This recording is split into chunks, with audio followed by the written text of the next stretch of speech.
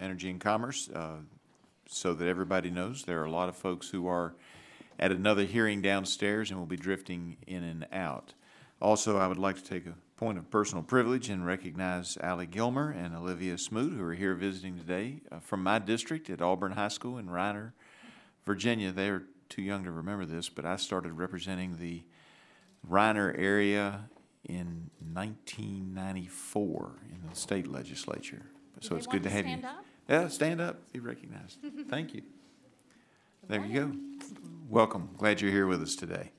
That being said, let's get started with our business here today, and other folks will join us as we go forward on this very important issue.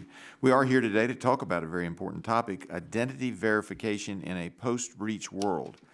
This hearing is especially timely given several events that have taken place since the hearing itself was announced last week, including 3 newly discovered data breaches that comprised an additional 58.7 million records, as well as 2 major shopping days, Black Friday and Cyber Monday, with consumers rushing to take advantage of holiday sales both in stores and online. The questions and challenges around modern identity verification become even more pressing. Data breaches have been an increasing problem over the last several years. In fact, it is likely that everyone in this room has had their information included in a recent breach. Between the 57 million accounts comprised in Uber's recent disclosed 2016 breach, the 145 million accounts compromised in Equifax's breach, or the 22 million accounts compromised in the OPM breach, as well as many others, I would argue that it would be difficult to find an American whose information has not been compromised. While these breaches themselves are troubling enough, they also raise a subtle, more complicated series of questions and issues around the ways in which organizations, including government agencies, banks, healthcare organizations, and retail companies perform identity verification of their citizens and their customers. It is a well understood concept that, to quote the famous cartoon on the internet, nobody knows you're a dog when you're on the internet. This anonymity has many advantages and is important to many aspects of the modern internet. However, as the global economy has become more and more digital and an increasing amount of commerce takes place online, it also creates significant challenges for organizations attempting to ensure that they provide information and services only to authorized individuals.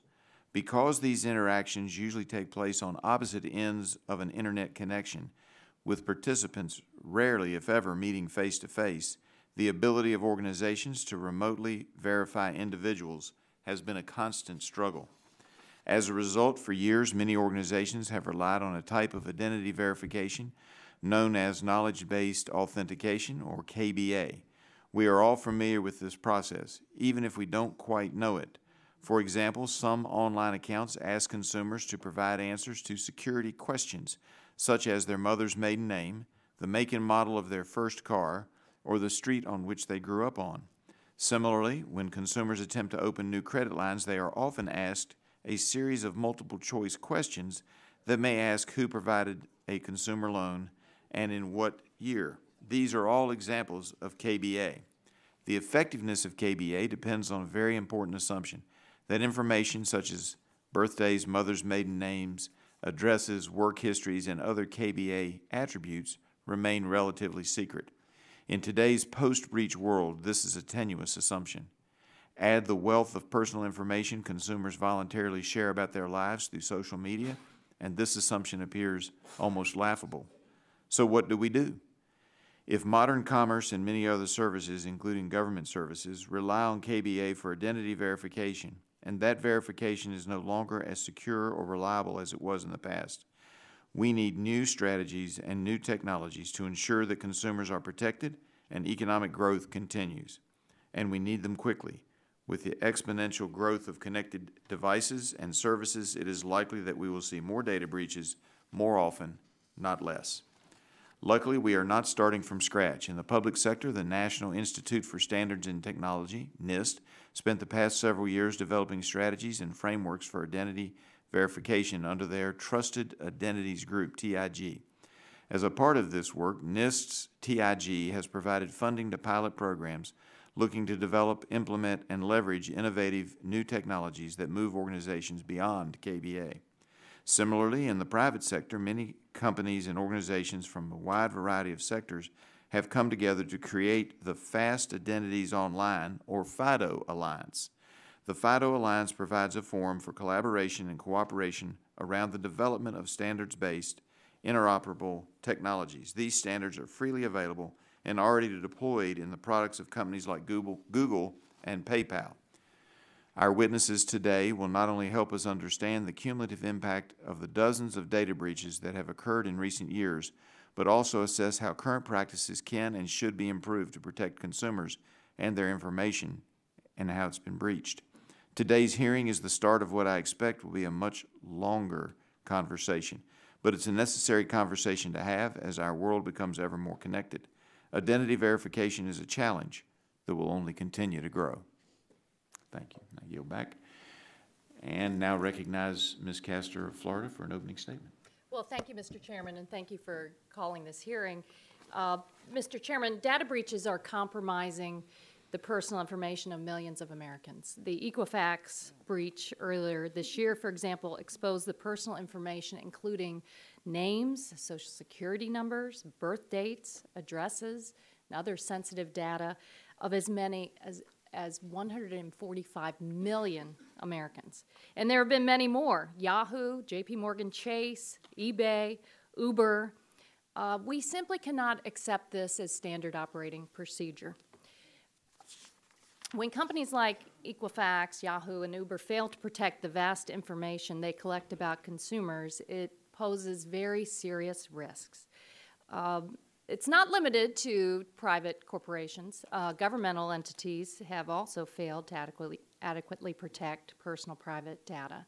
But with each data breach after each data breach compromising more and more of consumers' personal information, we've got to ask, how do we ensure an online identity can be verified only by the person in question?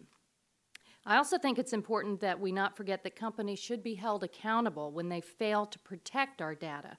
The Equifax breach exposed the personal information of nearly half of the American population, and it could have been prevented by applying basic security standards. So what is the recourse? What is the appropriate recourse? I know that experts are working to develop methods to better protect online identities, and I would like to hear what your recommended solutions are. Under President Obama, the White House released the National Strategy for Trusted Identities in Cyberspace. It's a framework for public and private collaboration on protecting digital identities and improving online transactions. So building on that effort, companies have begun experimenting with ways to improve identity verification and authentication. I'd like to hear about some of these solutions, as well as what we can do to protect consumers' privacy. As more and more of our lives are online, it's equally important that we ensure that these systems are secure and that the ways in which we access these systems are protected. I'd like to thank our witnesses, Mr. Jeremy Grant, Mr. Troy Hunt, Mr. Ed Mazutwinski, for coming today to discuss the principles and various challenges in verifying online identities. Each of you brings a wealth of knowledge and experience to this hearing, and it's a pleasure to have you here today. Thank you, and I yield back. I thank the gentlelady. Now recognize the chairman of the full committee, Mr. Walden of Oregon. I thank the chairman, and we appreciate your leadership on this and so many other issues. And we want to thank the witnesses for being here today. We have another hearing going on downstairs on the anniversary of the 21st Century Cures legislation, so bouncing back and forth today. Today's hearing is about the future of digital commerce, as we all know, and it's about the future of how we ensure the person on the other end of an online transaction is, in fact, the person they claim to be. What a concept. For years, we've relied on usernames, passwords, and knowledge-based questions to confirm a user's identity. It's not a particularly sophisticated process. Your mother's maiden name or the make and model of your first car aren't exactly reliable forms of verification. Regardless, this process was suitable for a period of time in the evolution of our connected world, but that time has long since passed, as we all know. As noted by one of our witnesses today, it was almost a decade ago that the 2008 Commission on Cybersecurity for the 44th presidency highlighted identity as a frequent attack vector for cyber attacks. This prompted the previous administration to launch the National Strategy for Space, or NSTIC. As we will hear today, this high-level federal attention encouraged some progress, but we still have a long ways to go. How far? Well, according to Verizon's annual data breach investigation report, about 80% of breaches last year used identity as a point of compromise. 80%. What's changed to make existing identity management practices so ineffectual and vulnerable to attack? There are a number of factors at play, but the underlying answer is fairly simple. Today, the information necessary to compromise identity is readily available to those who wish to find it. We live in a post-breach world. Just look at the massive breaches that have occurred over the last several years, from Target and Home Depot to Yahoo, Anthem, OPM, Equifax, and most recently Uber, to name a few. I'd be surprised if anyone in this room has not had at least some portion of their personal details stolen in the last 2 years, let alone their digital lifetime. I remember our former colleague from Michigan who chaired the Intelligence Committee, Mike Rogers, used to say 2 types of companies in America, those that know they've been breached and those that don't. It's not, however, just stolen data that undermines current identity verification practices. The explosion of social media is also a factor. Every day, consumers voluntarily post, tweet, and share details about their lives, adding to the rich data set of information available to malicious actors. One of our witnesses, Mr. Hunt, is a global expert on these issues, and that's why your testimony is so very valuable to our work. Especially on how bad actors can compromise identity through the collection of personal information and data that already exists in the digital universe. He endured a 27-hour journey to be here, I'm told, and I suspect his testimony will be illuminating for all of us. I thought I had a long trip back and forth to the West Coast every week. We can no longer ignore the current reality. Whether through theft or voluntary disclosure, our information is out there, and this is not likely to change. Social media will continue to grow. Social, cultural, and economic benefits are just too great for it not to. Likewise, digital commerce and online transactions are integral to our economic prosperity, both now and in the future. As our lives become increasingly entwined with the digital space, this must come with an acceptance that our information will always be at risk. Such is the nature of the cyber threat we face. And there is no perfect security in the connected world, but that makes it even more important that we find ways to reduce vulnerabilities in our digital ecosystem. Clearly, identity is one of those weaknesses, so therefore I look forward to the work this committee is doing and the testimony you all have submitted to us and the policies that we'll develop moving forward. With that, Mr. Chairman, I yield back the balance of my time and again thank our witnesses for being here. And as I said, I've got a couple of these I have to bounce between, but we appreciate the work you're doing. Thank you, Mr. Chairman. I appreciate that. I will tell you that Mr. Hunt not only sacrificed with a 27-hour flight to get here, but also put on a suit and tie for us where he normally wears jeans and a black T-shirt, according at least to his comments on the Internet. But anyway. I was starting to wonder if it's actually him or a stolen identity before this. I don't know. Thank you. But anyway, thank you, Mr. Chairman. At this point, I would ask, Yes. I would recognize Mr. Pallone of New Jersey for an opening statement. Glad you made it. Thank you. Thank you, Mr. Chairman. I want to, I've actually got the wrong statement here from the other committee. We'll give you a minute. We've explained to everybody that we have 2 hearings going on at the same time and that folks are having to bounce back and forth. So. All right. Yes, so let me again thank you, Mr. Chairman. So much of our lives today is linked to what we do online, and companies in virtually every sector of the economy collect vast amounts of personal data about consumers. And these companies know their targets for malicious attacks, and all too often they fail to protect the valuable consumer information they collect and store. For example, recently the ride service company Uber revealed that it had been hacked more than a year ago. And this breach reportedly exposed the personal information of 57 million riders and drivers. This security breach is yet another example of a company that failed to protect the data of its customers and then failed to come clean about their security breach, in this case for more than a year. Then there was the Equifax data breach, which compromised the personal data of more than 145 million Americans. And what's worse, the Equifax breach compromised personal data like Social Security numbers and birth dates that are difficult or impossible to change. And consumers affected by the Equifax breach are vulnerable, particularly because these identity verifiers can give someone access to other sensitive information.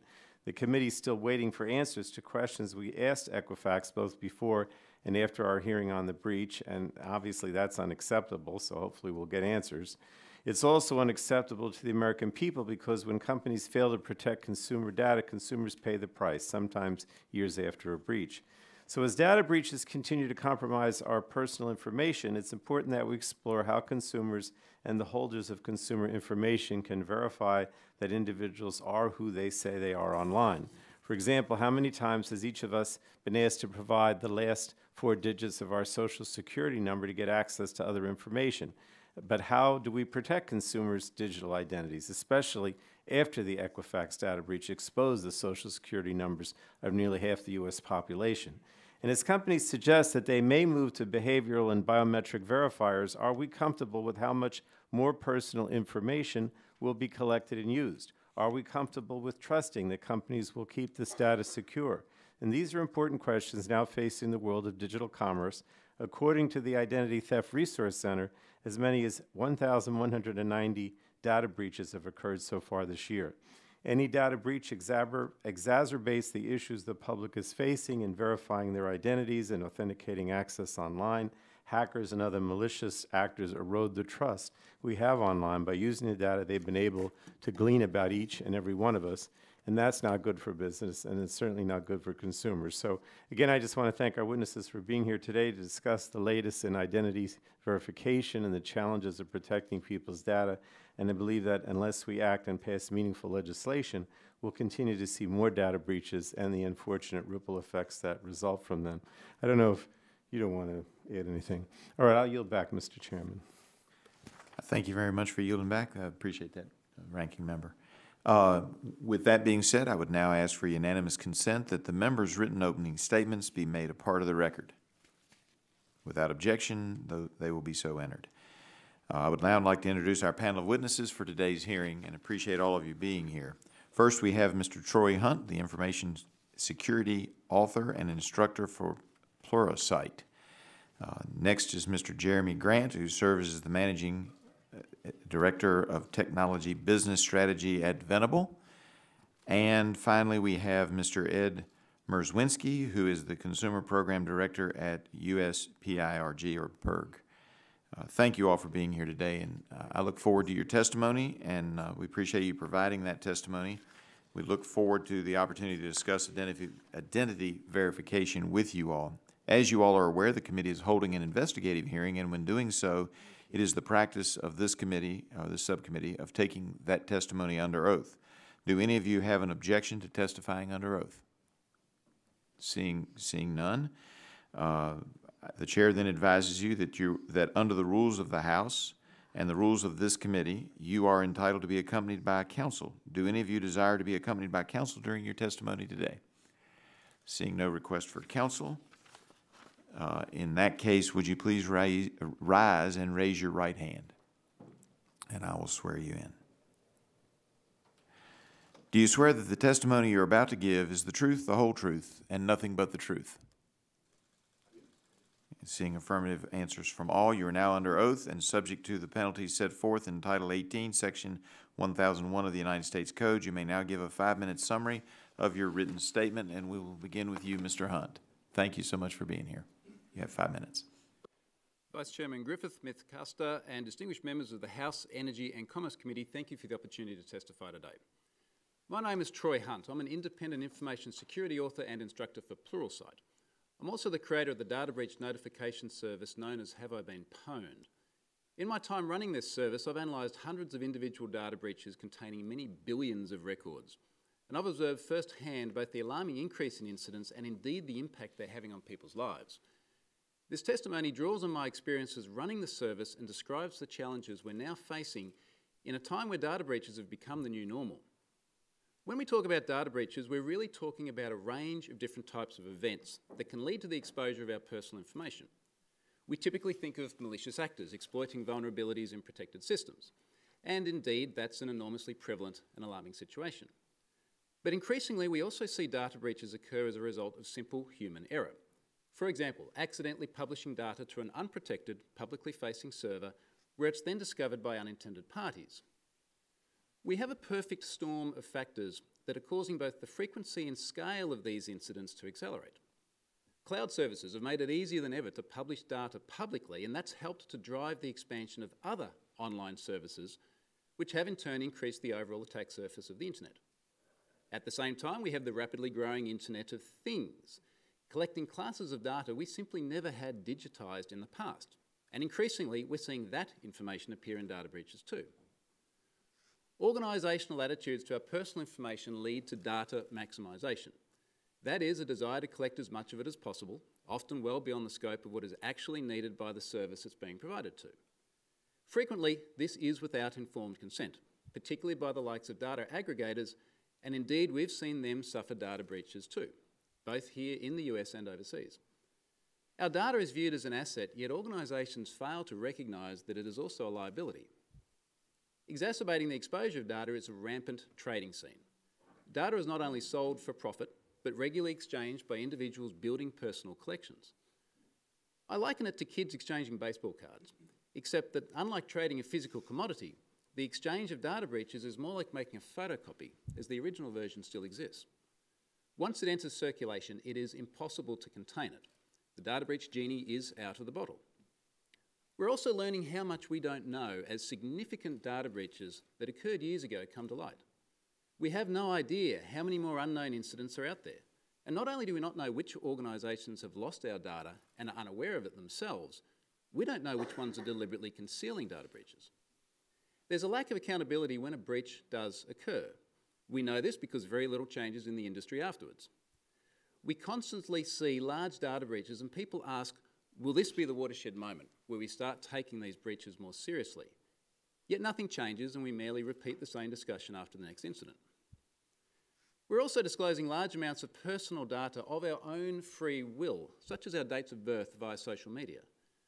We think nothing of it because a growing proportion of the population has never known a time where we didn't do this.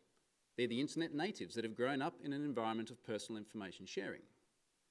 Consider the impact on knowledge-based authentication, the very premise that there is information that you know that is sufficient to prove your identity. All right, Mr. Hunt, I apologize to knocking you off, but we've gotten word from our technical folks that the microphone is not close enough to your mouth, and we need that. But I can hear you fine, but apparently the folks recording this for later use cannot. So I will continue from here a little bit closer. Thank you, sir.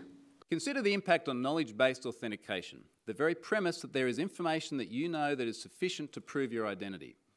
That same information is increasingly public. My dad recently asked some help setting up a new broadband connection, and after calling out the provider, the first thing they asked him was his date of birth. That's the same personal attribute I had exposed after I donated blood, and it subsequently appeared in a data breach. And that's really the challenge we have today, the premise of authenticating oneself with information that only they should know, yet is increasingly in the public domain. That worked years ago when information was contained in a small number of silos, but that's not the world we live in today. And consequently, our assumption about who knows what have to change accordingly in the age of the data breach. Thank you very much. Thank you. I appreciate that, and now recognize Mr. Grant. Thank you. Good morning.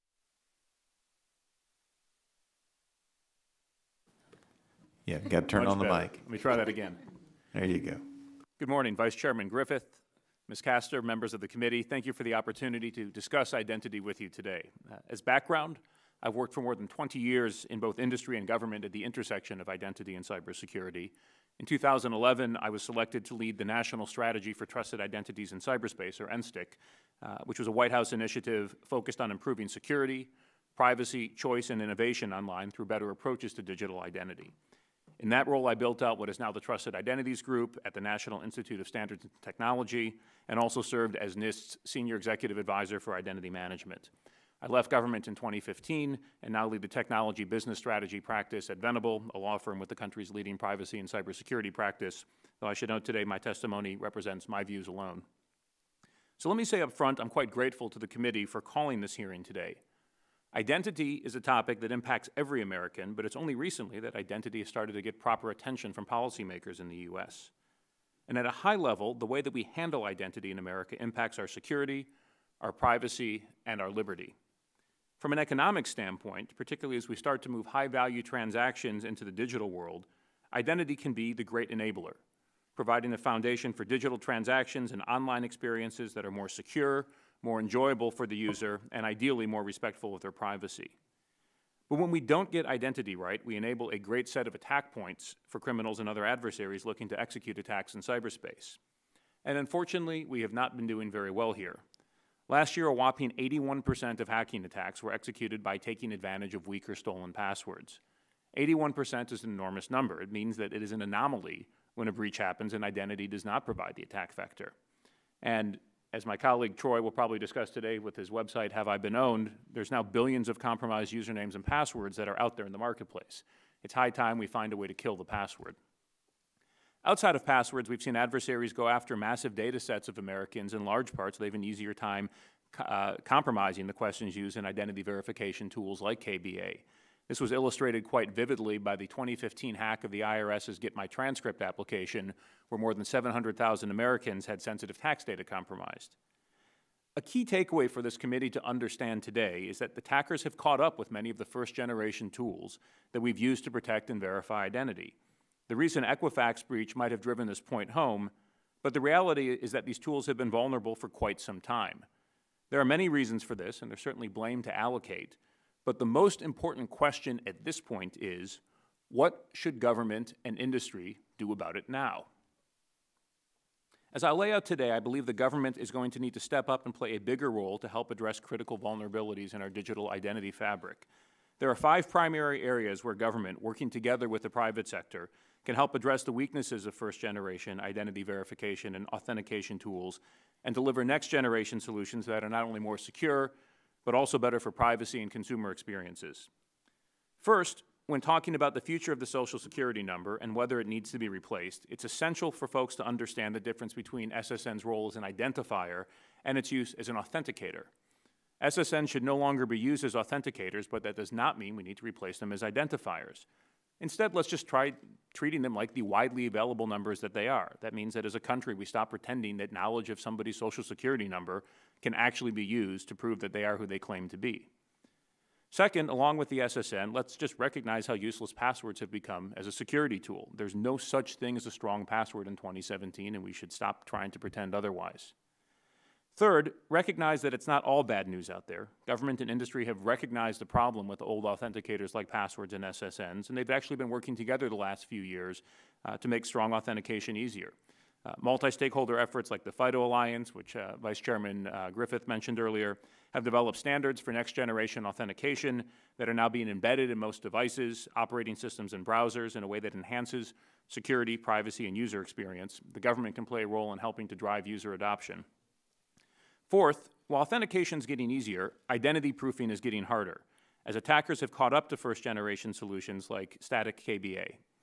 This might actually be the most impactful area where the government can help, by allowing consumers to ask agencies that already have their personal information and have validated it, in many cases with an in-person process, to then vouch for them at other parties that they seek to do business with. The Social Security Administration and State Department of Motor Vehicles have the most to offer here, and this is actually a concept that was embraced in the 2016 report from the Bipartisan Commission on Enhancing National Cybersecurity. Here, the federal government should work to develop a framework of standards and rules to make sure this is done in a secure and privacy-enhancing way, and look at funding work to get it started. Finally, technology can help solve the problem, but better standards will be needed for companies and agencies to apply it. Further investments in government research and standards work can go a long way toward making it easier for any party in the public or private sector to implement stronger identity solutions. I appreciate the opportunity to testify today and look forward to answering your questions. I thank the gentleman and now recognize Mr. Merzwinski for 5 minutes. Thank you, Vice Chairman and Representative Castor and members of the committee. The Equifax breach was an epic fail in a lot of different ways. I know that this full committee has held hearings on it. Mr. Walden, the chairman of the full committee, used an excellent line when he said, "I can't fix stupid." when he was talking about Equifax's many problems. I agree with the chairman on that, but I want to point out a few other points about Equifax that may not have been pointed out in that hearing. First of all, I think everybody sees them as a credit bureau, and that's true. They're one of the big 3 credit bureaus that collect information and sell it for the purpose of employment and credit and insurance decisions. They're gatekeepers to our financial and economic opportunity. So it's very important that they do a better job. In fact, that's their only job, is buying and selling data. So you can't blame Target or even OPM the same way you can blame Equifax for their many epic fails in that debacle. But I want to point out also, and the Federal Trade Commission has issued several reports on this, Equifax is not only a credit bureau, it is a data broker. And data brokers, unlike credit bureaus, are ubiquitous in society, and they're virtually unregulated. And they buy and sell information every day that's very similar to credit reports, but unregulated. So we need to take a look at the data broker system and figure out a way to regulate it more closely. Second, I think we need to go back to first principles. Mr. Hunt referred to data maximization. The Code of Fair Information Practices says data minimization should be a goal. And the Code of Fair Information Practices is embedded in a number of our laws, including the U.S. Privacy Act of 1974. So we can't just protect all information. We've got to start collecting less information and keeping it for shorter periods of time. We've already heard from several witnesses and members of the committee about the problem of SSNs as identifiers and authenticators, but I want to point out that our credit reporting system, how we obtain credit in society, a bad guy doesn't try to get your credit report. That's very hard to do. A bad guy gets your Social Security number and goes to a creditor, and a creditor, being a trusted partner to the credit bureaus, gets your credit report and gives credit to the imposter. That's a very flawed system that needs to be fixed. The principal thing that I think Congress should do in response to Equifax, and I think it's bipartisan, is make credit freezes free. Credit freezes are the best way to protect your identity from financial identity theft, but unfortunately they cost money in most states. The problem of KBA authentication has already been discussed. I want to point out it's so obsolete, it's pathetic, and it also upsets. It's not only bad because imposters can do 1-second searches on the internet and obtain answers to the questions. Sometimes consumers don't know the answers to the questions. My colleague was asked how much credit her family member Chester had. Chester was her dog. He died years ago. She was 5 years old. Why is Chester a security question? What is the name of your first student loan company? Was it Sallie Mae or was it Navient? They keep changing the names of all of these companies. It's all ludicrous. On multi-factor identification, I think it's a real positive step, but I do want to point out that biometrics, the third general multi-factor authentication, something you know, something you have, and something you are, privacy groups are very concerned about databases of biometric information posing privacy and civil liberties threats. But on the other hand, if my fingerprint is only stored in my phone, perhaps that's a better solution. I'm very encouraged by the work that the other witnesses have talked about. The FIDO Alliance and the NIST program have been open source, open standard, multi-stakeholder investigations of how to improve our privacy and authentication mechanisms. On the other hand, I contrast that to the credit card PCS standards that have been imposed on merchants. The Target and the Home Depot, the Michaels, et cetera, all the merchant breaches, you can't blame the merchants for having to use an obsolete credit card with a magnetic stripe. And now the firms have gone to a chip card, which is a type of tokenization, and that's good, but they could have gone further. They could have gone to chip and pin. They could have gone to best available technology. So we've made some progress, but a lot more needs to be done. Thank you very much for the time. Thank you, Mr. Hunt. Appreciate that. And we'll now begin the questioning, and I will start with questions. Mr. Hunt, in your testimony, you talk about the exposure of data due to accidental misconfigurations of cloud services. You were certainly spot on. One such misconfiguration was discovered in the federal government this week, and it's been reported that this is the 5th time the government has suffered a similar accidental exposure this year. Indeed, many companies, including Uber, have suffered information compromises because of these kinds of misconfigurations.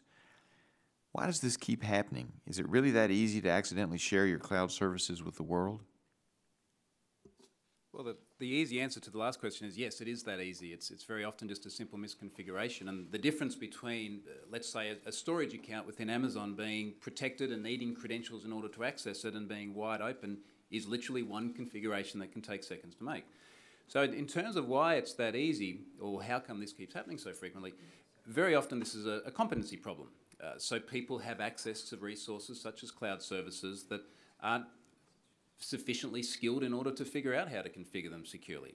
Sometimes it can just be a simple oversight and there's not enough backup controls to identify when something like this is exposed publicly. It's also very difficult for organisations because when cloud services are used, they tend to very frequently sit outside their known address space. So traditionally an organisation could say, these are our IP addresses, this is the range of our scope of assets. And now you can go into the cloud and you can put things in totally outside of that construct. And then compounding that as well, we have this I guess, construct called shadow IT. And for the longest time, we've had the concern of shadow IT, people working outside the formal constructs of the way the IT department in an organisation should run. And today, it's very simple for someone in an organisation to go to the likes of Amazon and say, look, I would like a storage account, I'm going to publish data there, and the IT department never even knows about it. So there's a number of factors leading to the prevalence of what is now becoming a very common event. Now, are any of the data breaches included in your service from such a misconfiguration? From which, sorry? From your service? Oh, from misconfiguration. Yeah. Yeah, many of them. So we've seen many incidents. A perfect example that comes to mind earlier this year, we had an IoT device called a cloud pet. It is literally a teddy bear with a listening device that talks to the internet. Their data was left publicly exposed in a database facing the World Wide Web without a password. And again, that is just a simple misconfiguration on their behalf. Wow. What can companies do to decrease the likelihood of this kind of a misconfiguration? It's a combination of things, and to me, many of these incidents, whether it be misconfiguration or flaws in software, come back to education. And this is the sort of thing we're trying to do with Pluralsight. Let's try and get education out there to the people that are building these systems and standing them up. Because so frequently it is just such a simple little thing, and had the person understood what the ramifications of the configuration change they were making or the code change they were making was, it wouldn't have happened. So I'd love to see more education. And what are the consequences? I mean, we can all think of some, but what are the consequences of companies exposing this kind of data? Really depends on the data. I mean, at the sort of the least end of the scale, very often we're seeing large amounts of email addresses and passwords. Now, that then often becomes a skeleton key into other things because we know that people reuse their passwords. So, yeah, I almost hesitate to say that's the best that could happen, but when we think about the worst that could happen, well, now we start to talk about large amounts of very personal data. So we've been speaking about the impact of things like the Equifax incident. South Africa just recently had an incident which was data exposed as a backup on a publicly facing server that had information about the entire country. And this included their national identifiers, so think about a social security number, which within there also includes date of birth and gender. And now we've got a whole country saying we literally had all of this data published on the internet, and we know that it had been obtained by other unauthorised parties and redistributed. What do we do? And to me, that's sort of the worst case scenario, because now you've got a whole country saying, how are we going to do knowledge-based authentication when the knowledge about the whole country has gone public? Now, from what I understand, when folks go back and analyze many security instances like data breaches, they find that somewhere along the line, someone in an organization chose convenience, such as the ability to check their personal email from their work computer, for example, over security. Have you found that to be true as well in your work? Absolutely. I mean, the concern with convenience, I'll give you a really good analogy, is very often I'll say to people, look, we might see an application talking to a database that has effectively server admin rights, the most privileges you could possibly have. And I'll say to people, why would that happen? And they say, well, it was easy. It was much easier to give access to everything than to start implementing fine-grained permissions. And they're right, it is much easier, but that then leads to the problems we've got here. And so how do we make it easier to protect things? Well, again, I that keep data. coming back to that education side. This is people making mistakes unknowingly. And when we see these happen over and over again, and we look at the behaviours of the individuals, very often it's because they've never been taught what are the ramifications of setting this configuration or writing code that way. Yeah, because I do think we all choose convenience from time to time when we know in our hearts we ought not. With that, I have to yield back because my time is up, and now recognize Ms. Castor of Florida for 5 minutes of questions.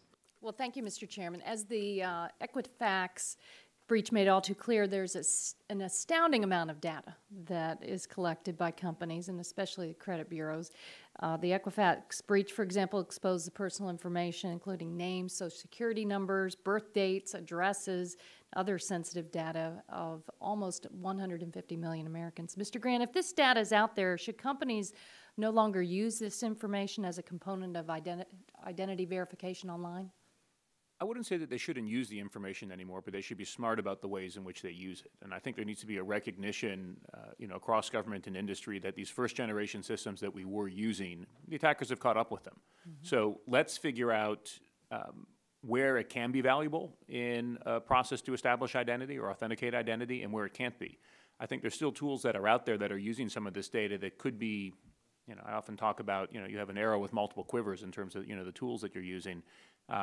There still may be some value, but I think we need to recognize that it's been greatly diminished, and we need to focus on next generation solutions. So, Mr. Mierzwinski, similar question. In your testimony, you stated in reference to Social Security numbers that, quote, you cannot authenticate with a number that is also an identifier, especially one that anyone can obtain thanks to the data breach world that we live in. This seems like a good reason to prevent companies from using the Social Security number as an authenticator. Is that right? Well, I think you're absolutely right, Congresswoman, and many people don't know that the Social Security number was invented so long ago, it doesn't even have a correct checksum number. When you type your credit card number and make a mistake in an online form, it knows instantly. Your Social Security number can be completely garbled and it wouldn't know. The first 5 digits actually aren't really about you. They're about when you were born and where you got your number, more than unique. So it's a very big mistake. I'm encouraged that some of my banks know that when I've logged on from a new machine or even a new place, but others of my banks and other companies that I do business with don't ask me extra questions or don't want to send me a text. So it's uneven how companies are doing better authentication. And to me, you've also got to penalize them when they make a mistake. I realize Equifax and other firms will be penalized by the market. However, I wonder whether regulators need more authority to penalize companies that lose our info. So let's talk about that, especially you mentioned the data brokers. Even outside of data breaches, internet-connected data sets contain vast information. The University of North Carolina studies showed that data brokers can obtain almost anything from demographic data to financial data to travel data. In your opinion, are there adequate safeguards in place to limit what information data brokers collect, store, and sell about us? It seemed in your testimony you said no, it's the kind of the Wild No, West. despite, and you can find many items on the record from me criticizing the credit bureaus and the Fair Credit Reporting Act for being too weak. It actually is one of our stronger privacy laws. There are virtually no laws that apply to data brokers, and they are out there in a Wild West ecosystem of digital collection and selling of information about consumers in real time. And as I believe the Vice Chairman pointed out in his opening statement, a lot more information is being collected into their databases. Your locational information is, for one, a new piece that should be protected, that isn't protected under many laws. So are there any incentives currently in place for companies to minimize the data they collect and store? Unfortunately, I don't know that there are enough, and public shaming helps, but regulatory accountability would help even more. And companies just feel that we are not their customers. Consumers are not Equifax's customer. Mr. Smith, the ex-CEO, said that before numerous committees over the last month. Business is their customer. We are their product. We need to get them to think about taking care of us, and they haven't. Mr. Grant, thank you for all of your work on the National Strategy for Trusted Identities. the identity ecosystem adheres to fair information practice principles, one of which is data minimization. This is the idea that organizations should collect only information that is directly relevant and necessary to accomplish a specified purpose. Is that right? Yes. So now it seems to me in this day and age, companies want to know everything about you. I'm going to ask you the same question. What incentives are currently in place for companies to minimize the data they collect and store? Well, I'll say concerns both about regulatory enforcement as well as liability that they might face by having too much data. You know, Mr. Hunt talked before about data maximization. When I was running the NSTIC program, there was a term one of our staffers coined, which was data promiscuity, the practice that, you know, companies are just quite open in terms of collecting and sharing gobs of data. And I do think one thing you're starting to see now, particularly when some of that data is exposed in a massive breach, is other companies take a look at it and say, do we actually want to have all of this data? And so, you know, now that I'm in the private sector, I spend a lot of time working with companies, advising companies on how to minimize their risk. And I'd say there are some companies that still want to hoard data, and there are some that are realizing that it might be a liability and are actually trying to put proactive measures in place to reduce the footprint of data that they have on their customers and really focus only on what they need. So I do think a mix of regulation and liability does have an impact in the marketplace. You know, certainly if you look across the ocean to what's happening in Europe right now with the impending implementation of Europe's General Data Protection Regulation, GDPR, there's a lot of companies here in the U.S. that are still going to be impacted by that, and that's also causing some firms to wake up and reevaluate, in some cases, what data they collect, how they store it, how they use it. Thank you. I thank the gentlelady for yielding back. Now recognize the gentleman from New York, Mr. Collins, for 5 minutes of questions. Thank you, Mr. Chairman. And Mr. Hunt, I guess it's 3 a.m. right now, so I'm hoping you got some sleep on the flight coming up from down under. I want to try to put today's hearing maybe in context just for the everyday person. So many of us, you know, every 3 months, one of our credit cards is accessed in some way. Usually we find out because we get a notification, a fraud alert from American Express or MasterCard or one. They've actually got some algorithm somewhere that says this looks unusual or something. So I want to make sure I understand. That's a little, people doing that, grabbing our credit report and stealing our numbers, is perhaps different than the data breach area or not? Where it probably differs to credit cards is there are a lot of different places where credit cards are exposed which may not be as a result of a data breach. I've had my wife's card compromised several different times now, and as you say, you hear from... Because I'm sure she uses it daily. Well, she does appear to use it regularly, evidently. Now, when this happens, she'll, as you say, get fraud alerts from the bank. Now, that could have been anything from we might have been in a taxi in a particular location and they've scribbled down the number when they had physical access to it. You give it to someone at a restaurant, they go behind the counter. It could have happened in an incident like that. It could have been that a single merchant resold the data after purchasing something online. Now, that's not necessarily the same as someone who was a malicious party came along, found a vulnerability in software and sucked out 1 million different records in one go. Yeah, so I wanted to kind of make, because I think sometimes we confuse the two. And I think most of us are impacted by somebody grabbing our credit card. More than not, and then we got to go to the inconvenience, getting a new card, who we set up on auto pay. You know, I probably have to do that 3-4 times a year even. So here we're talking about data breach. So now it begs the question, when someone's getting that, and I certainly understand someone, if they had enough, could try to apply for, I don't know, a mortgage, a something, but that probably doesn't impact too many Americans as much as somebody stealing their credit cards. So it kind of begs the question, these data brokers, as we call them, it sounds like a business. There's guys, and it sounds like are they continuing to try to fill out, you know, for, you know, myself, you know, there's people with my same name. So I don't know, are they sorting by my last name, my first name, my middle initial, as they find out that I, you know, just went to the SPCA and got a new cat, you know, what's the cat's name?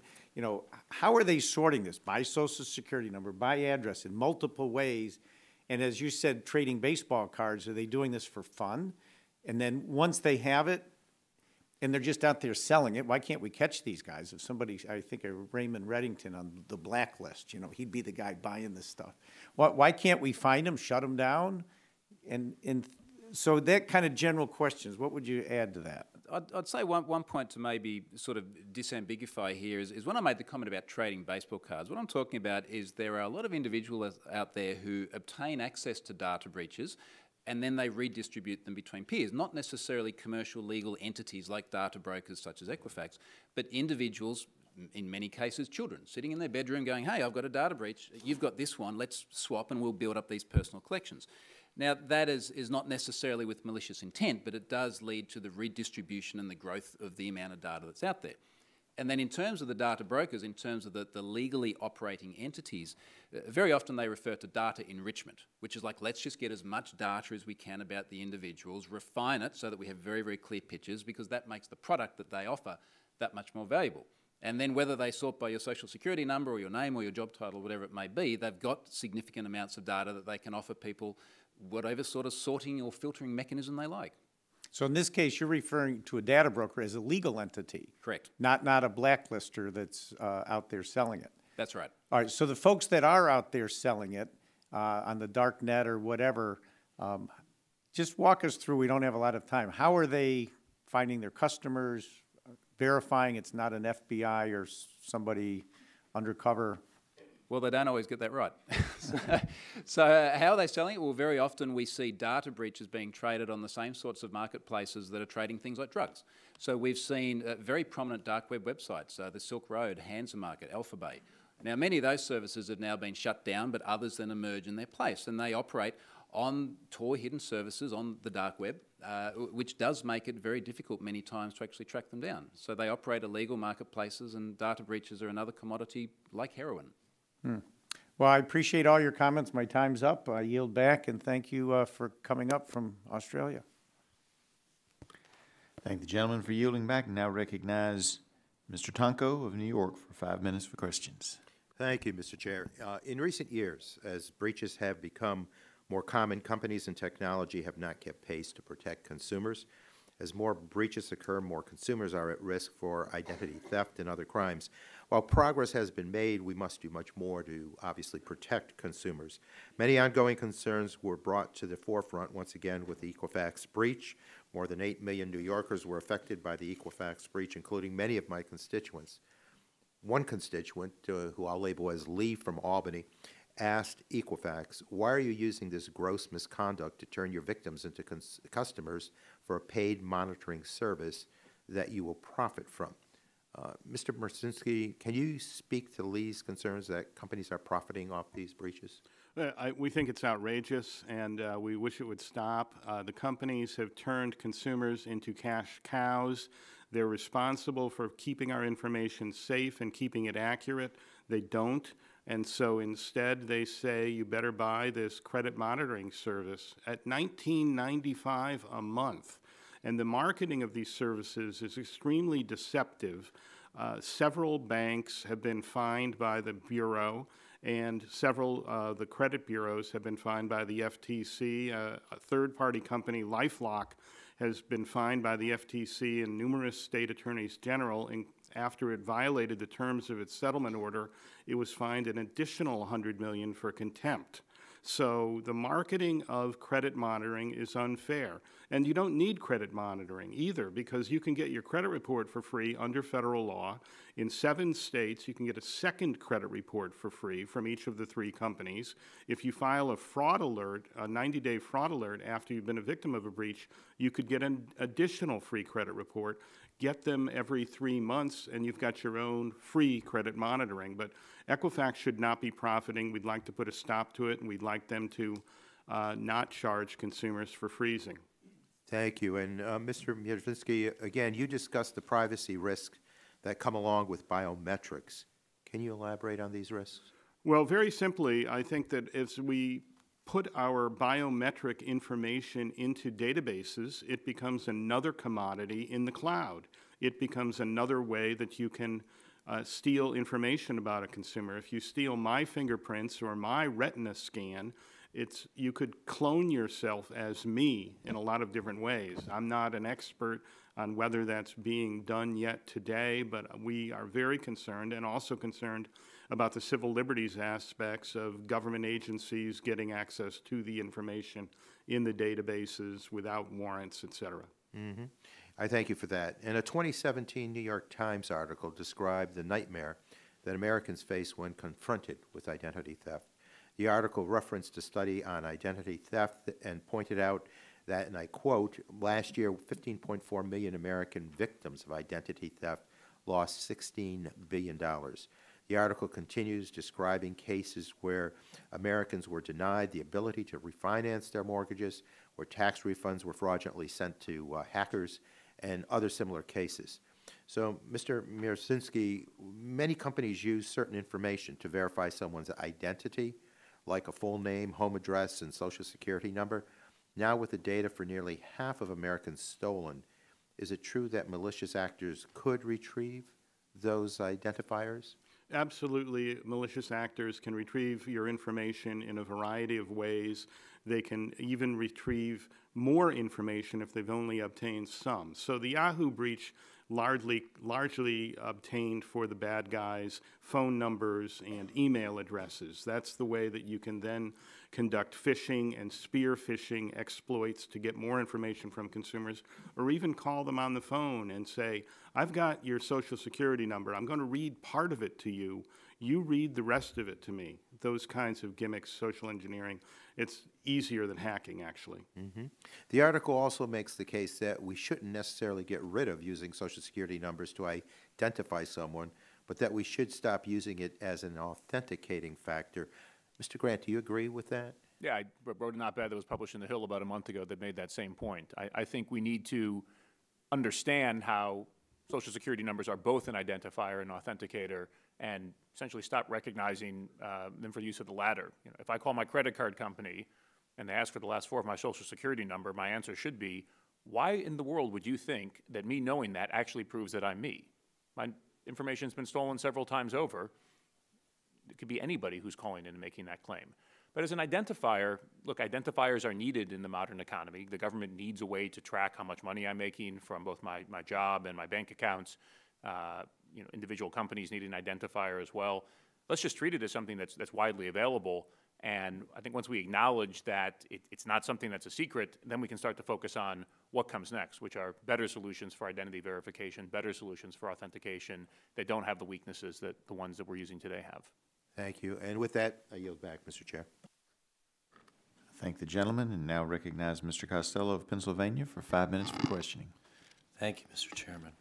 I'm going to try this with my voice. To all three of you, I'm just going to read through a series of questions and ask that you weigh in as appropriate. You spoke in your testimony about the role of Social Security numbers, both as they are used now and as they should be used in the future. In particular, you're both adamant about the need that we don't need to replace Social Security numbers, as some have suggested we need to.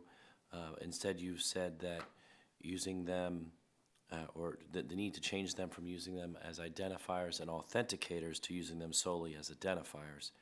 My questions are oriented in this fashion. Are there barriers to moving away from Social Security numbers as both identifiers and authenticators? For example, are there government regulations that require them in certain instances? Are there private sector standards that recommend or require their collection? And how would these organizations begin making the change you suggested? How expensive, both in terms of time and resources, would this change be? And are there any potential downsides? And if so, what are they? So I'm happy to jump in with that first. Yeah, I think one point you may raise is there are a lot of entities that are required to collect my Social Security number. I started a new job at Venable 5 months ago. They needed to know my SSN. Any bank account that I open, they need to know my SSN. But that's for purpose of an identifier, and I don't know that there are any real issues there with them continuing to use that. There are issues that are out there in terms of, you know, particularly when opening financial accounts. I mean, one big problem we have in this country is what, you know, many people refer to as synthetic identity fraud. When you'll see fraudsters try and combine a real name and a real Social Security number that don't match, and then start throwing it into the system in an attempt to establish credit. And that's, you know, one way that, you know, organizations are then defrauded, or people are defrauded. On the authentication, so you know, I think there's good reasons to keep using the SSN as an identifier, but we could also use better systems to verify it. One of the things I talked about in my opening statement was what government could actually do as a provider of identity verification services themselves. The Social Security Administration knows that there's a Jeremy Grant that has my Social Security number that matches, but if I go to open a new account at a bank today, or at a mobile network operator, or anybody else who's collecting it, there's no way to electronically verify that with Social Security that that really matches up. There's a paper-based system that requires a wet signature. That was a great thing 20 years ago. It's 2017 now. I think you could actually help cut down on fraud and new account opening if there was an electronic way for Social Security to validate those numbers if queried. I think where there's going to be bigger issues, you were asking about barriers and costs and things like that, is where we replace the Social Security number as an authenticator. So I can make fun of the credit card company I called last week who asked for the last four of my Social Security number, and obviously there's no security value to that in 2017. But their next question is, well, then how do I authenticate you when I'm talking to you on the phone? And that's a much harder question. I think there's some interesting products. There's new standards that are emerging. There are ways that you can do it. But there tends to be, look, the pace of adoption tends to lag the creation of new technology. And so I think this is actually an area where I'd love to see government partnering with industry focus more is how can we identify where there are promising technologies that can replace the first generation tools that have started to fail and accelerate the pace of adoption every place. I agree. It's a good answer. Yeah. Try to keep some of your time for you. Very good. I'll yield back, Mr. Chairman. Thank you, gentlemen, for yielding back. Now recognize Ms. Clark of New York for 5 minutes for questions. I thank you, Mr. Chairman. I thank our ranking member. I thank our panelists for their expert testimony here today. And wanted to bring up the national strategy for trusted identities in cyberspace. Under President Obama, the White House released this strategy, and this spurred the public and private sectors to collaborate on issues related to identities in online transactions. Mr. Grant, is it accurate that this strategy laid the framework for privacy-enhancing technology as well as identity solutions that must be secure and cost-effective? Well, I'd say it helped. I think where NSTIC really helped was throwing down a marker in 2011 for an industry that hadn't really started to think about this yet. And when I look at the impact several years later, I talked about this in my written statement. Companies that liked it came in and said, hey, this is a great idea. How can we actually work with you to come up with solutions that align with it? And even companies that didn't like the fact that the government had thrown down a marker still to pay attention to it because their customers were focusing on it. So when I look at where the market is today, look, we still have plenty of problems in the identity space. We wouldn't be having this hearing if it wasn't the case.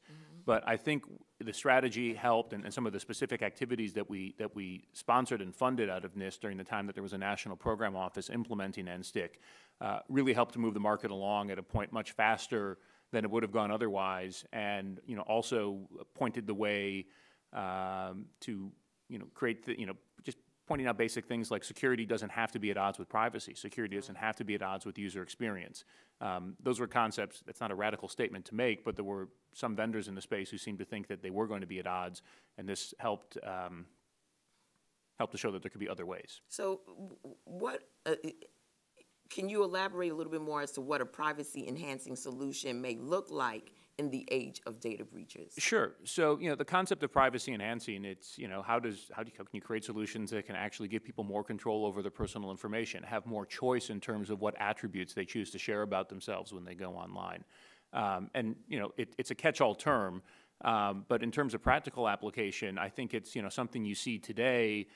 Let's say you're logging into a website with a social provider and they now give you radio buttons that let you choose, do I just share my name, do I log in anonymously, or do I share, let's say it's using Facebook Connect, a whole bunch of information about me with that site. That's one example of giving consumers choice in a way that's also pretty easy to select, with radio buttons, for example, that you can click on or off. That is something that we didn't have in the marketplace before. I think there's other interesting approaches. We could really go down the rabbit hole in terms of talking about privacy-enhancing encryption, which is an area that I'll say there's been a ton of R&D done, but I would say we still have barriers in the marketplace in terms of coming up with systems that can scale, and that there's really a commercial need for. We funded a lot of research there as well, and this continues to do good work there today. That's probably some of the next generation work, I think, in terms of where the market focuses next. So can you tell us the benefits of a universal two-factor authentication or similar types of technologies that secure a user's identity? Well, I'd say universal two-factor, whether it's universal or whether you're just using two-factor authentication everywhere. You know, like I mentioned in my opening statement, 81% of breaches last year were caused by exploiting passwords. Right. There's a reason for that. The password is really easy to compromise. And the notion that there's such thing as a secure password just doesn't make sense. You know, a lot of the attacks we see these days are spear phishing attacks, where you get something that looks like a normal login to your email provider or your bank, but it's not. It's somebody who's instead trying to phish your username and password. If you have unphishable two-factor authentication behind it, that attack doesn't work anymore. Although one problem we're actually seeing in the marketplace is some of the first-generation tools that we've seen for two-factor authentication, things like getting a code through SMS or, you know, through an app on your phone, that's phishable as well. And so, you know, I keep making the point, we had solutions that were good for a while, and now the attackers have caught up with them. Moving to unphishable authentication, you know, we've talked in this hearing about, you know, standards bodies like the FIDO Alliance that are coming up with solutions based on public key crypto, which is unphishable. That, I think, is where, you know, we need to focus there. Well, we need to go. Okay, and just sort of in closing, you know, I'm glad that we somewhat have a roadmap to improve the security of our online identities, but it seems that more efforts are needed to implement these effective solutions, and we need to continue to evolve, as you stated, because we sort of get static after a while, and of course, there are those who are out there constantly working at how to fish and break through. So thank you for your response today. Thank you. Hopefully we'll heed what you shared with us today. I yield back, Mr. Chairman. Thank the gentlelady for yielding back. Now recognize Mr. Wahlberg of Michigan for 5 minutes of questions. Thank you, Mr. Chairman, and thanks to the panel for being here. And Mr. Hunt, I appreciate you coming all that distance. In fact, I've often had some sinister thoughts of sending some of these hackers, et cetera, back to Darwin, Australia, and let them confront some of the wildlife there in that beautiful but dangerous part of your great country. But I won't suggest that. One of the reasons that we're having this hearing today is to shine a light on a problem that we think is getting worse, namely that there is so much data available on individuals from these various breaches that malicious actors can package or enrich data to create very robust profiles of almost any given person. Is that something that you've seen or heard about, and if so, is it a growing problem? Yeah, look, it's certainly a concerning thing, because obviously the more personal attributes you can gather about an individual, the richer the picture you have. And when it then comes to things like knowledge-based authentication, you start to build up many different attributes. And in my written testimony, I talk about the concern of aggregating from multiple sources. And they're not all just data breaches either. So someone may take certain attributes from one data breach, let's say a name and a birth date. They'll go to another data breach and they may get gender and home address. And then they'll go to open source intelligence sources such as LinkedIn, Facebook, Twitter, and aggregate further data attributes from there, your profile photos, your social connections. And the real concern I have there is that even beyond just data breaches alone, there are so many sources of information that we literally willingly publish ourselves publicly that we now have to start to work on this assumption that so many known attributes about ourselves, which we did previously consider to be personal attributes, are now public. And that's the concern I have. There's just so many different sources, and it's not just data breaches. And that's what makes it so valuable then? That oh, absolutely. And I can see why the likes of legally operating data aggregators are running great businesses these days, because there's so much data that they can obtain from us. Yeah. Mr. Grant, as former head of NSTIC, this is likely an issue that you're familiar with as well. Did NSTIC look at this kind of problem? If so, what were its conclusions and recommendations? So I'd say we spend a lot of time looking at it, and the Trusted Identities Group at NIST continues to focus on this. You know, I think probably the most, well, there's a lot of things that NIST has done in this space that's been impactful, but one that I would point to are the updated digital identity guidelines, one of the NIST special publications.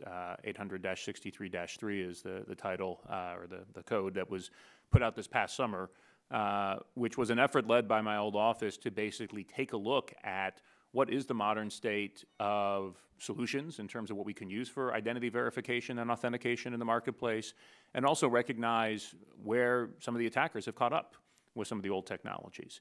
And so they published new guidance this past summer which I think, what's been nice about it is not just in government, but also a number of entities in industry have looked at this and said, this is fantastic. This is a guidebook that we can use as we're building solutions for the private sector to make sure that we're, both taking into account new technologies and new standards that are emerging, things like FIDO, as well as make sure that we're not using some of the legacy solutions that just aren't as good anymore. So, certainly in the topic of identity verification, one of the things that the new guidelines did was diminish the role of KBA in terms of how much you can trust it for identity proofing. It establishes that there's still a role for it in the process of identity resolution, trying to figure out whether I'm the Jeremy Grant who's actually applying for an account, but says you cannot use it alone for, full-blown identity verification. That was a big change from what we've seen in the past. So, one thing I mentioned in my written testimony, some of the budget for NIST work in this area has been proposed for a cut in 2018 at a time when everybody's looking at, where we can actually take some actions after events like the Equifax breach. I think we, are going to continue to need more funding for research and standards in this area, both to help government implement better solutions as well as the private sector. What updated standards are you talking about there? The NIST updated, well, I think there's other work to be done still. So I think NIST has put out digital identity guidelines. I'd say two things. One, attackers are always evolving and technology is always evolving, and so it's something that should be updated, I would say, on a regular basis rather than, a cycle that's every 5 or 10 years, which is often how NIST tackles its special publications. Beyond that, I think there's other research for areas, for example, one of the questions that Mr. Hunt was asked before was about the security of cloud services and how entities are getting into that. And often, again, the attack vector there when you're guarding against big enterprise class data breaches is through identity. I think NIST could do a lot more work looking at enterprise identity and how you actually manage administration, authentication, authorization, analytics, and audit, what I call the 5 A's of the identity lifecycle. There's not great guidance out there anywhere in the world, and NIST is really well poised to help enterprises apply better identity security. Thank you. My time has expired. I yield back. Thank you, gentlemen, for yielding back, and now recognize Representative Jan Schakowsky of Illinois. The gentlelady is recognized for 5 minutes. Thank you so much. As we talk about consumer protection, which has really kind of been my bailiwick for a very long time, I have to mention what's going on right now at the Consumer Financial Protection Bureau. OMB Director Mick Mulvaney is serving now as acting director, as his appointment continues to be challenged in the courts, and Mr. Mulvaney has been pretty much a longtime opponent of the CFPB and no friend of consumer protection regulations. He's already put a hiring freeze and a regulatory freeze in place at the agency. So, Mr. Mrzwinski, I wondered if you could just share your thoughts on what is currently going on at the CFPB and perhaps how it relates now to this issue also of data protection, et cetera. Well, thank you, Congresswoman. And of course, the Consumer Bureau was created after the big collapse of the economy, and it was designed to be independent of the political process that has corrupted a lot of the control of how we protect consumers in the financial system by appointing, by suggesting that the head of the OMB, a deeply political agency of the White House, could also at the same time be the director of the Independent Consumer Bureau. We just don't think that computes, and we support Director Cordray's appointment, someone confirmed by the Senate, but we hope that person is qualified as a consumer advocate and is not someone who has attacked the Bureau and called it a sick, sad joke, as the current acting director has. The Consumer Bureau, in just 6 years of existence, has recovered over about $12 billion for 29 million Americans, and has restored confidence in the financial system. So we'd like to protect it. Going forward, you've pointed out one issue that is in conflict there is actually data security. Interestingly, the Consumer Bureau gained authority over Equifax when it sells credit reports through the Fair Credit Reporting Act, but the Gramm-Leach-Bliley Act under the Federal Trade Commission still controls on data security for a number of non-banks, including the credit bureaus. That's a real problem. Yes, although before he left, Chairman Cordray said that he thought that there ought to be embedded regulators at Equifax and companies and the other companies. Well, actually, he does have the authority, or he did have, the Bureau still retains the authority to supervise Equifax in the same manner that bank regulators, including the Bureau, supervise banks, meaning the ability to be there on an embedded basis and look for problems before they get bad. And also to look at the the secret sauce that the company uses to generate its credit scores. There are a lot of things that the Bureau can and should do, but there is this one little piece of Gramm-Leach-Bliley that says the Federal Trade Commission is still the regulator for when you have a breach, when you have to notify.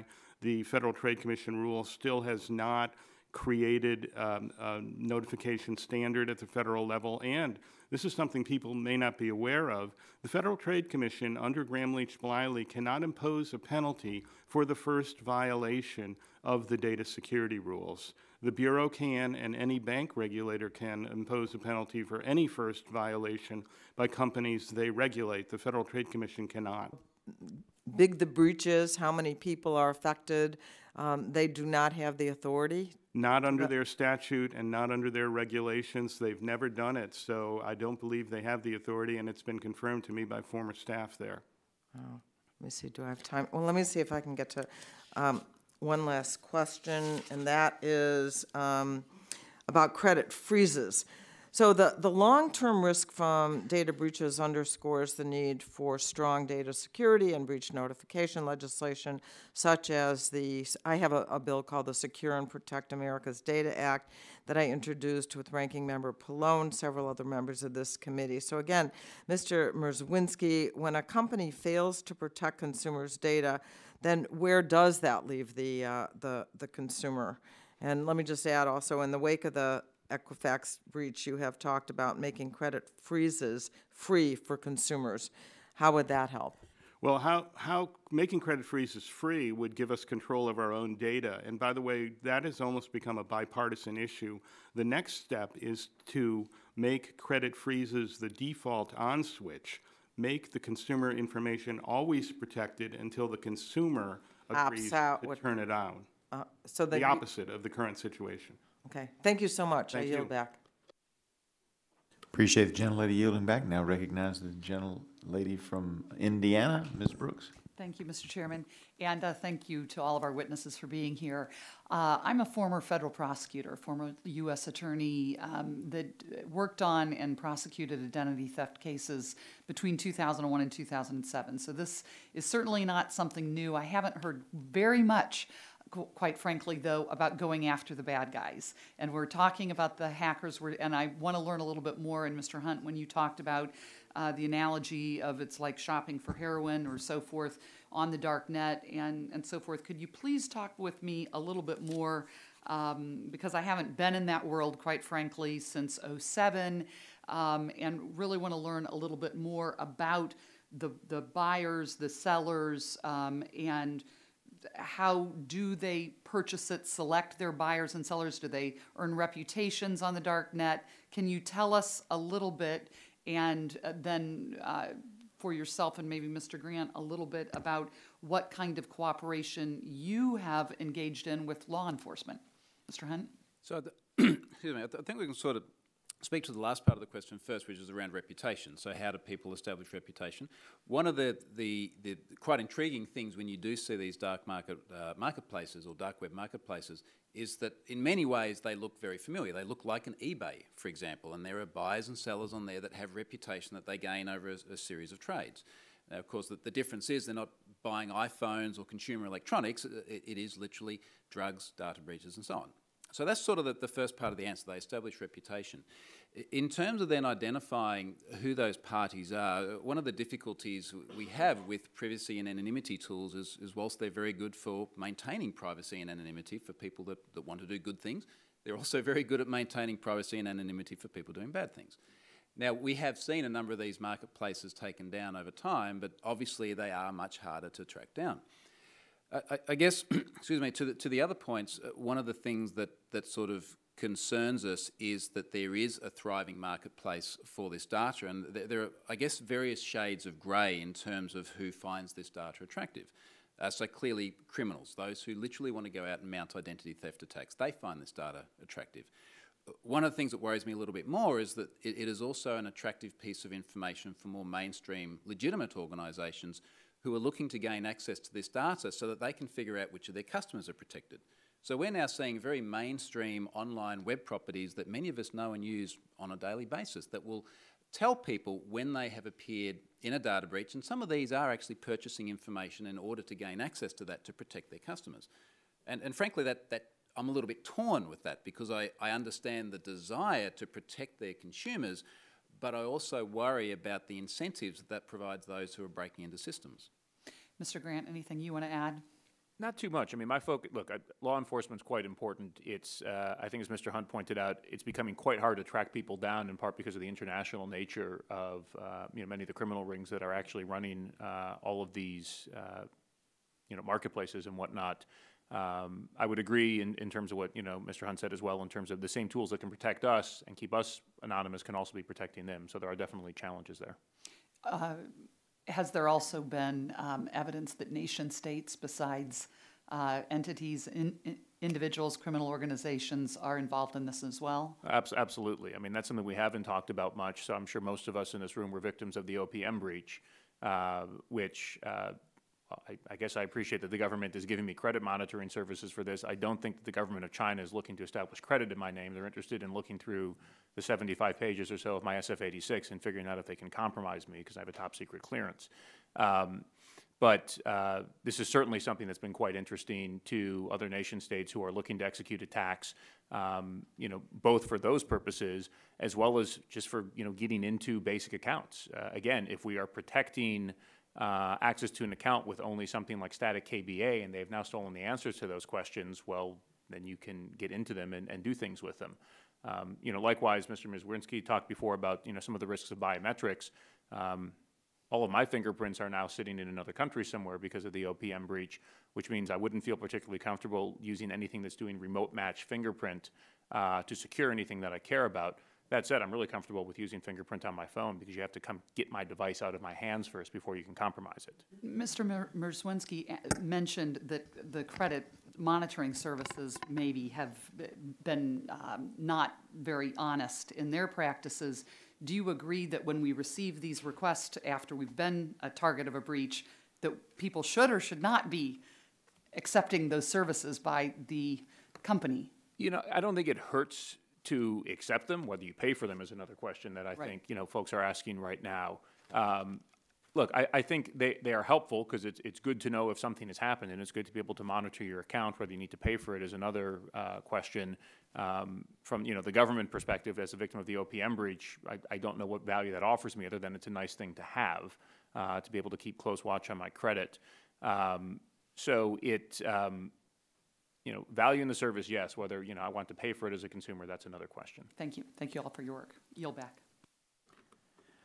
Thank you. And now recognize the gentleman from Georgia, Mr. Carter, for 5 minutes of questioning. Thank you, Mr. Chairman, and thank all of you for being here and for your efforts to get here. Appreciate it very much. This is obviously very, very important to all of us. I want to start with you, Mr. Grant, and just ask you if you can, and please dumb it down for me if you will. What are trust marks? Can you just explain that to me? Trust marks, sure. Best example of a trust mark is the Visa logo that's on 2 credit cards in my wallet.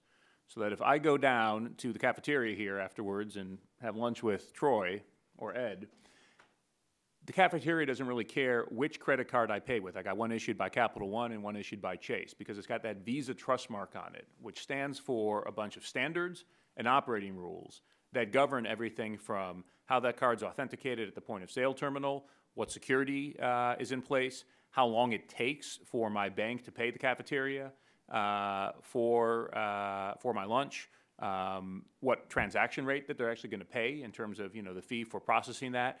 And some would argue, most importantly, if, let's say, Vice Chairman Griffith steals my credit card and buys lunch for the committee, and I can test that with my bank, what am I liable for and what's the merchant liable for? So the trust mark is essentially something that represents all of those standards and operating rules that in the credit card network, everybody who's an issuing bank has to follow, and everybody else has to follow. In the identity space, one argument, this was a lot of the focus of NSTIC, is that we need to create something similar to the Visa network but for identity, which is that I could have the issuer be my state DMV or the Social Security Administration, my bank, my mobile network operator. It could be an advocacy group like the NRA or the ACLU or US PIRG, who all could validate my identity a certain way, issue me a credential that I could use everywhere, and the reason it would be trusted is because it has that trust mark. Well, that's really where I'm getting at, because as I understand it, the Trusted Identities Group is actually farmed out, if you will, pilot projects, and the Georgia Tech Research Institute has actually come up with the emphasis on the machine-readable trust marks, and it's been very successful, and the results have been positive, particularly when it was over a trusted framework, and that would encourage greater trust. How can this be implemented in industry? How can we use this? So I'm just a little bit of background on the GTRI pilot. That was one of the ones that I selected for funding when I was running the NSTIC program, and the idea was how can you do something for identity that's similar to what you see in financial services. I'd say, where it's gone as a pilot, it was a great, look, it's a pilot. It's a proof of concept, basically. It isn't something that's been picked up yet by industry. What I can say, though, is that work is being looked at by, I don't want to break confidentiality with anybody I'm, doing work with now, but some bigger players that matter in the ecosystem who are actually looking at taking that similar concept and actually developing a broader federated identity system that could be led by the private sector for making it easier for consumers to identify themselves. The idea would be to basically leverage work that's being done there already with, I can actually say it's in financial services, since banks know you, thanks to the Know Your Customer rules that they go through, and you might trust your bank. Not everybody does, but some might. How could they vouch for you other places when you're looking to open up a new account? Right. But do you agree that this is kind of the route we ought to be going? I think it's a big part of the solution. I don't know that trust marks are going to solve everything. Look, so we did some good things with NSTIC. One of the things we didn't do was solve all the problems. And it's because it's really complicated. And there's a whole bunch of, whether it's legal barriers, technical barriers, how do you create something that's really easy for consumers to use? There's issues that are out there. For as much as everybody loves to beat up on KBA and what the credit bureaus do, there's a reason it's been used so much in the market for years, which is that for many people it's worked. Right. If I'm applying for a new credit card, I can do something instantly. When I went to lease a new car for my wife a year ago, I was able to get quick credit. So I don't want to suggest we throw the baby out with the bathwater because there's problems. It's more realizing where attackers have caught up and how do we develop better solutions. Okay. Mr. Hunt, any comments on trust marks and how it can be implemented into the private sector? And I think I'd probably defer back to Mr. Grant as the expert on trust marks there. Right. Well, any other new technologies that you find interesting and perhaps that has some potential? I think ultimately we're going to see an augmentation of different practices. I mean, many people, for example, say, well, look, is the answer biometrics or is the answer physical tokens? And where we're getting to now is, I think, an acknowledgement that we can't rely on one single knowledge-based authentication attribute, for example. But we do have many other things available to us now that we didn't have, say, 2 decades ago. We have ubiquitous mobile devices with internet connectivity. We have SMS. We have other forms of identifiers like physical YubiKey tokens, for example. And I think the right strategy moving forward is going to be the right augmentation of those under the right scenarios, depending on the trust level that you need to establish. Great. Thank you all again, and I yield back. I thank the gentleman for yielding back. I do have a couple of follow-up questions just to try to clarify some things. Staff did a nice job, and as they always do, in educating me beforehand. But, Mr. Grant, you used the term public in crypto. Public key crypto. Oh, and what does that mean? Well, so we can get really geeky talking about cryptography now. There's essentially two ways that you can manage cryptographic keys. One is called symmetric key, which is when I've got the key and you know the key, and I have to present the key to you for it to match. It's a lot similar to the way passwords work. The other is what's commonly known as asymmetric public key cryptography, or PKI, for public key infrastructure. It's what the Defense Department as well as the federal government have been using for years, in many cases in lieu of passwords, in order to come up with unphishable authentication to protect federal networks and systems. At the end of the day, the concept is, rather than each entity having the same key, I get a key pair. And the public key is known to everybody, but the private key is only residing with me. It can be in my mobile phone, it can be in my computer, it can be on a device like the YubiKey, which is that Mr. Hunt mentioned, which is a FIDO standard token. And when I'm logging in someplace, I'm basically asked to sign a cryptographic challenge where my public key is presented, but the only way I can get in is if I have the corresponding private key with me physically. And so we could really go into the details of it in ways that would make everybody's head explode. It's not. This is actually one of the problems with the adoption of technology, by the way, is it's been very complicated. But I think that the most important point to keep in mind is it's a way to deliver unphishable authentication that's not based on shared secrets. And when I talk about how attackers have caught up not only to passwords, but also things like SMS codes or other one-time passwords that are only good for 30 seconds, that 30 seconds is still enough for a moderately skilled attacker to phish my authentication code. Asymmetric public key crypto is where we should be building authentication solutions in the future so that we don't have phishable authentication. All right, I appreciate that. Mr. Hunt, you traveled a long way. Is there anything that you had a burning desire to tell us that you haven't had an opportunity already to do so? I think that the other thing I'd add, obviously I'm very interested in how do we stem the flood of data breaches that we're seeing. And, the things that really come to my mind that I would love to see implemented, I mentioned education. So we're making lots of fundamental little mistakes. Another thing that's very important is making the disclosure of these incidents much easier. So I myself have been in the situation many times where someone has sent me data from an organisation, and just the ability to disclose it to the company, to find the right person who'll listen, who'll take it seriously, is enormously difficult. So I'm very supportive of some of the initiatives we're seeing, like bug bounties. So for example, companies like BugCrowd are running managed bug bounties where you as an organisation can say, if someone finds something wrong with my systems, I'd like to know about it, and I will actually pay a reward for that. And it's done legally, ethically, and it encourages the right behaviours. And I guess finally, we'd also like to see more in the way of penalties, because at the moment there's not enough accountability when things do go wrong.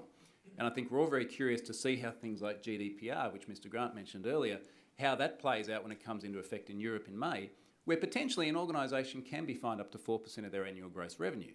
Now that starts to sting, and we really hope that that actually drives more positive behaviours in the industry. All right, I appreciate that. Mr. Dunko, Ms. Castor? Appreciate you all being here. This has been very informative. I suspect it'll be one of the more popular reruns on C-SPAN for those folks who are really into this, and I have learned so much. Thank you all for your time today, and appreciate it. And with that, I've got to go to my script so I don't leave anything out. I would remind members that they have 10 business days to submit questions for the record, and I ask that the witnesses all agree to respond promptly to those questions. Do I need to say anything else? All right. Got all that business housekeeping taken care of. With that, the subcommittee is adjourned.